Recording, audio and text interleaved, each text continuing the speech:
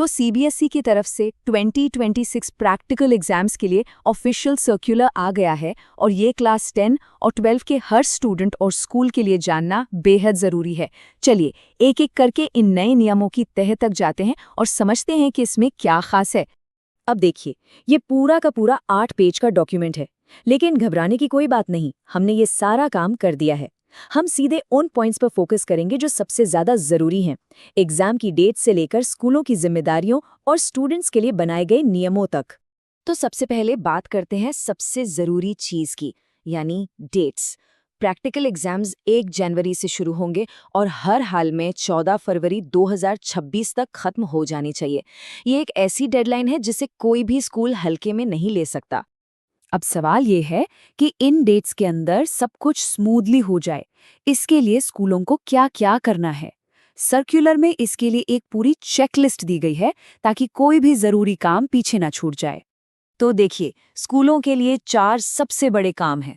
पहला, लैब्स और सारे उपकरण एकदम तैयार रखना। दूसरा, स्टूडेंट्स को टाइम पर सही जानकारी देना।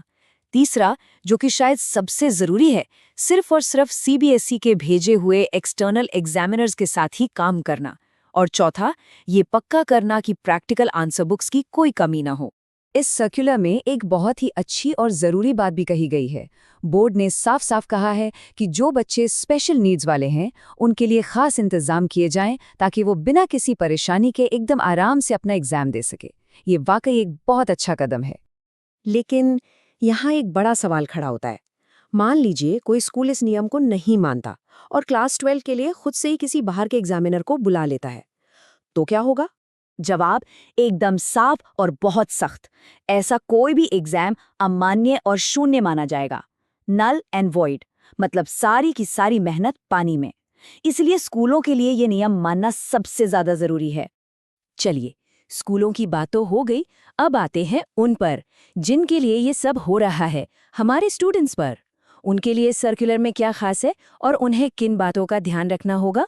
स्टूडेंट्स के लिए 3 बातें एकदम साफ कर दी गई हैं। पहली, उन्हें स्कूल के बनाए शेड्यूल पर ही एग्जाम देना होगा। दूसरी, मार्क्स पूरी तरह से उनकी अपनी परफॉर्मेंस पर ही मिलेंगे।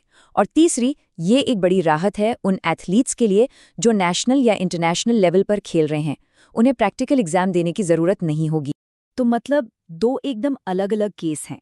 एक तरफ हैं रेगुलर स्टूडेंट्स जिन्हें तय तारीख पर प्रैक्टिकल देना ही देना है, और दूसरी तरफ हैं हमारे नेशनल और इंटरनेशनल एथलीट्स जिन्हें देश के लिए खेलने की वजह से इस एग्जाम से छूट दी गई है।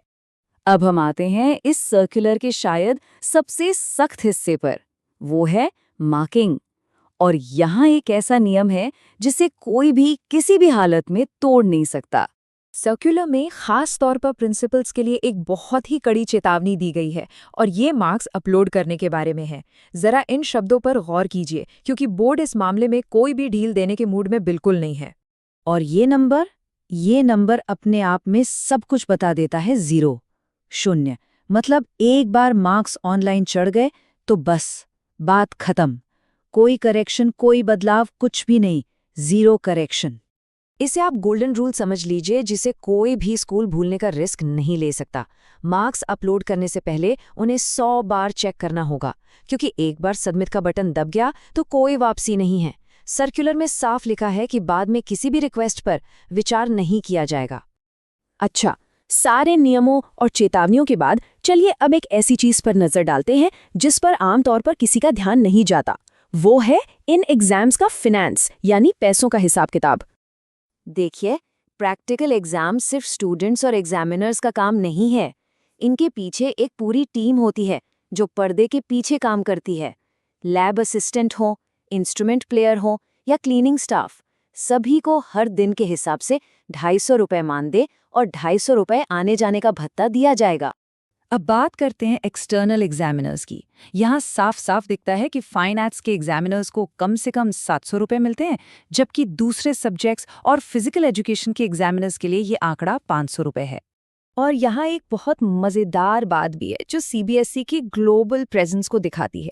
जो स्कूल भारत से बाहर हैं, मतलब फॉरेन स्कूल्स, वहाँ के लिए ये सारे पेमेंट सीधे डबल हो जाते हैं, यानी दुगनी दर पर।